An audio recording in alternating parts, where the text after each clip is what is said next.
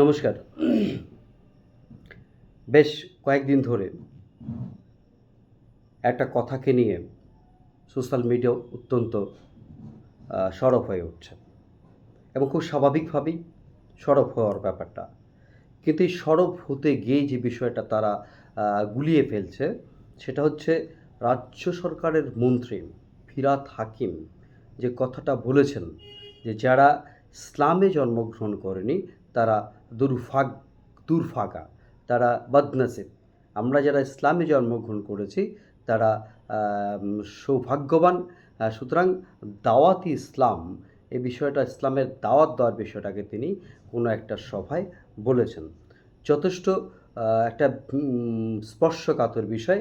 সে স্পর্শকাতর বিষয়টাকে নিয়ে রাজ্যব্যাপী তো বটেই, জাতীয় স্তরও সংবাদ মাধ্যমগুলোতে এবং সোশ্যাল মিডিয়া অত্যন্ত রিয়্যাক্ট করছে এবং রিয়্যাক্ট করাটা আমি সমর্থন করছি।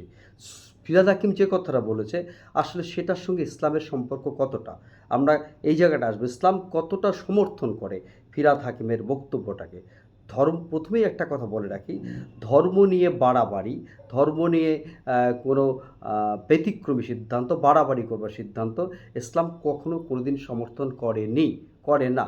আমি এই জায়গাটায় একটা কথা বলতে চাই যে, ইসলামের মূল উৎস যে কোরআনে কারিম এবং হাদিস, পরধর্মের মানুষকে আপন ধর্মের চেয়েও বেশি শ্রদ্ধা এবং সম্মান করার কথা বলেছে।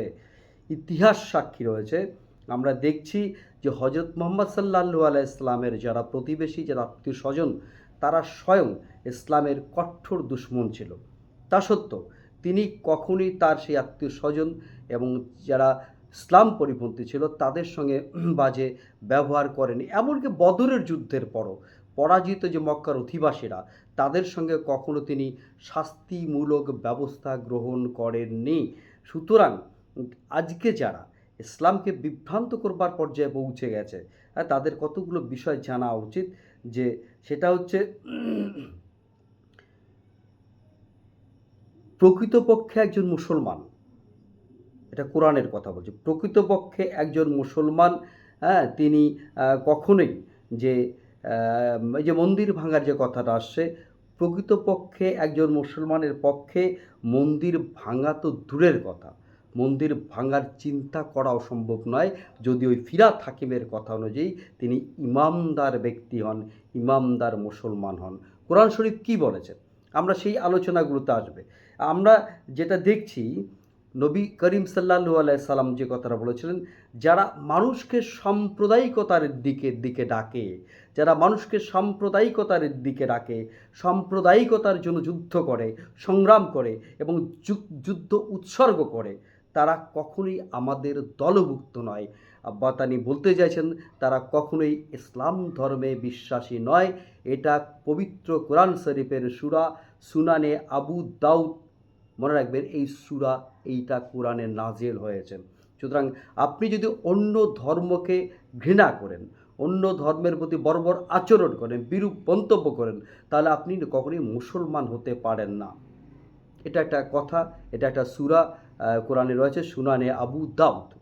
দ্বিতীয় যে ব্যাপারটায় আসবো, সাম্প্রদায়িকতার ব্যাপারে ইসলাম বা কোরআন কঠোরভাবে হুঁশিয়ারি উচ্চারণ করেছে।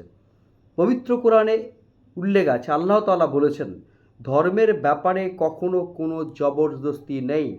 ভ্রান্ত মত ও পথকে সঠিক মত ও পথ থেকে ছাঁটাই করে আলাদা করে দেওয়া হয়েছে। সূরা বাকারা, সূরা বাকারায় এই কথাটা বলা হয়েছে।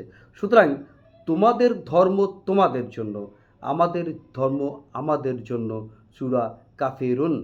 এই যে জায়গাগুলো, এই জায়গাগুলো যারা সত্যিকারের মুসলমান, যারা সত্যিকারের ইসলামিক আদর্শে বিশ্বাস করেন, তারা অন্য ধর্মের প্রতি বিরূপ মন্তব্য করাতে দূরের কথা, বিরূপ মন্তব্যর ভাবনাটা তাদের মাথায় আসতে পারে না। পরিষ্কার বলা রয়েছে কোরআন শরীফে যে, অন্যের ধর্ম পালন করতে গিয়ে কেউ কোনোরূপ, মানে নিজে আর কি, আমি একে অন্যের ধর্ম পালন করতে গিয়ে কেউ যদি কোনোরূপ সীমা লঙ্ঘন কিংবা বাড়াবাড়ি করবে না, এটা পরিষ্কার কোরআন উচ্চারণ করা আছে।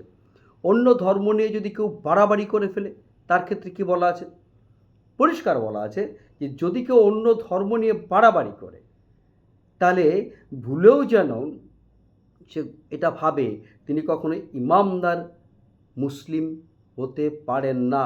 এবং এই জঘন্য কাজ, এই হীনমন্য কাজ ইসলাম সমর্থন করে না। এটা পবিত্র কোরআন শরীফের মধ্যেই পরিষ্কার উচ্চারণ করা আছে। এই বিষয়টি নসিহত স্বরূপ মুমিনদের উদ্দেশ্যে আল্লাহ তাআলা বলেছেন, এই ইমামদারগণ তারা আল্লাহকে বাদ দিয়ে যেসব দেবদেবীর পূজা উপাসনা করে তোমরা তাদের গালি দিও না। দেখুন কথাটাও দেখুন, পরিষ্কার বলছে তোমরা তাদের গালি দিও না। যদি তারা অন্য কোনো দেবদেবী বা অন্য কোনো উপাস্য দেবতার আরাধনা করে তোমরা সেই উপাস্য দেবতাকে কখনোই গালিগালাজ করবে না, যাতে তার মানে তোমরা যদি তাদের ঈশ্বরকে, তাদের দেবদেবীকে গালিগালাজ করো তারা তোমার আল্লাহকে গালিগালাজ করবে, আমাকে গালিগালাজ করবে। সুতরাং এই পাপ কর্ম থেকে, এই গুনাহ থেকে তোমরা বিরত থাকবে। সূরা আনআমে এই কথাটা পরিষ্কার বলা আছে। এবং সুতরাং আমরা দেখলাম যেখানে পবিত্র কোরআন শরীফে অন্য ধর্ম সম্পর্কে বিরূপ মন্তব্য, বিরূপ আচরণ করবার কথা বারবার উচ্চারণ করা হয়েছে, সেখানে মন্দির ভেঙে ভাঙচুর করা, অন্য ধর্মের মানুষকে অবৈধভাবে হত্যা করা, অন্য ধর্মের মানুষকে জোর করে ইসলামে নিয়ে আসা কখনোই প্রকৃত মুসলমানদের কাজ হতে পারে না। এই বিষয়ে আরেকটা কথা উচ্চারণ করছি। হজরত মুহাম্মদ সাল্লাল্লাহু আলাইহি সাল্লাম বলেছেন যে কোনো মুসলমান যদি, ভালো করে শুনবেন, কোনো মুসলমান যদি ভিন্ন ধর্মাবলম্বীদের অধিকার ক্ষুণ্ণ করে, হরণ করে, তাদের উপর জুলুম করে, তবে কিয়ামতের দিন আমি মুহাম্মদ সাল্লাল্লাহু আলাইহি সাল্লাম সেই মুসলমানদের বিরুদ্ধে আল্লাহর আদালতে লড়াই করব। কোথায় যাবেন? এত সুন্দর একটা ধর্ম, বিশ্বের সব ধর্মই সুন্দর প্রকৃত অর্থে, সেই ধর্মকে আপনি কালিমা লিপ্ত করছেন। এই অধিকার ইসলাম আপনাকে দেয়নি, এই অধিকার কোরআনে কারিম আপনাকে দেয়নি।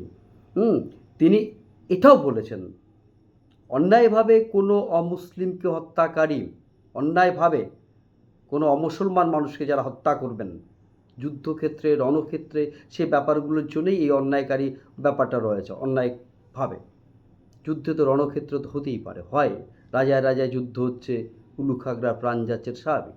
সেক্ষেত্রে তিনি যদি মুসলমান ইমানদার, তিনি যদি 5 ওয়াক্ত নামাজ পড়েন, তিনি যদি প্রচুর প্রচুর দান খয়রাত করেন, তিনি কখনোই জান্নাতে যেতে পারবেন না। এ কথাটা পরিষ্কার বলা আছে। এবং এটা হচ্ছে সূরা সুনানে নাসাই, মনে রাখবেন। এরপরে খলিফায়ে রাশিদিন রাসূলুল্লাহ সাল্লাল্লাহু আলাইহি ওয়াসাল্লামের খলিফায়ে রাশিদিনের চিরাচরিত নিয়ম ছিল, যখন কোনো সেনাবাহিনী প্রেরণ করার প্রয়োজন হতো তখন যুদ্ধ সম্পর্কিত বিভিন্ন নসিহত, নিয়মকানুন, দিক নির্দেশনার পাশাপাশি একথা অবশ্যই তিনি বলে দিতেন, যুদ্ধকালীন সময়ে বা যুদ্ধের পরে, মনে রাখবেন, যুদ্ধকালীন সময়ে কিংবা যুদ্ধের পরে কোনো মন্দির, গির্জা, উপাসনালয় ভেঙে ফেলা যাবে না। এটা হচ্ছে মুসান্নাফ আবি সাহেবা।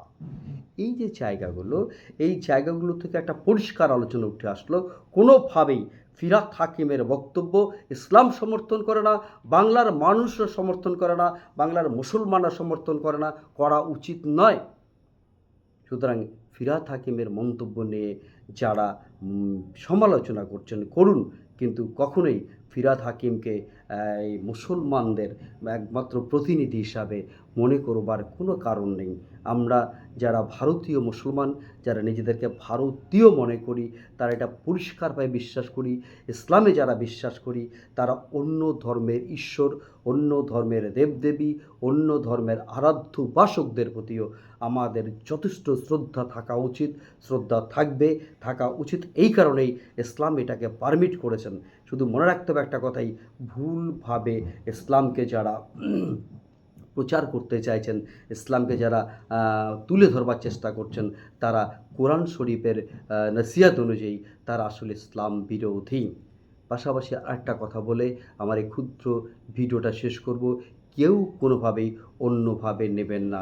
আমরা নিজেরা মুসলমান বলে যারা দাবি করি তারা কতটা দূরে আছি মুসলমানের শরিয়ত থেকে, মুসলমানের নিয়মকানুনগুলো থেকে।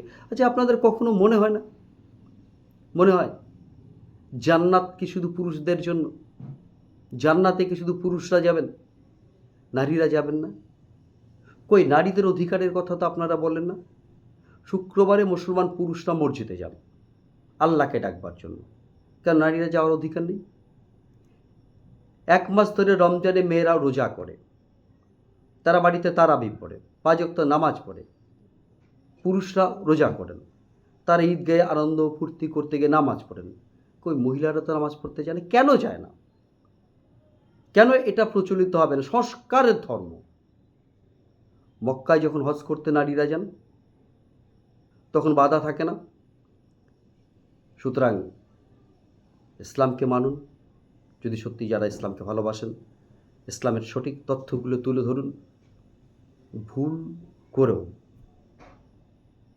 ভারতবর্ষের মতো একটা বৈচিত্র্যের মধ্যে ঐক্য ধারণকারী দেশের অন্যান্য মানুষের কাছে ইসলামকে ভয়ঙ্কর রূপে তুলে ধরবেন না, ইসলামকে বিভাজনের ধর্ম হিসেবে তুলে ধরবেন না, মুসলমান সম্পর্কে খারাপ ধারণা তৈরি করতে পারবেন না, করবেন না।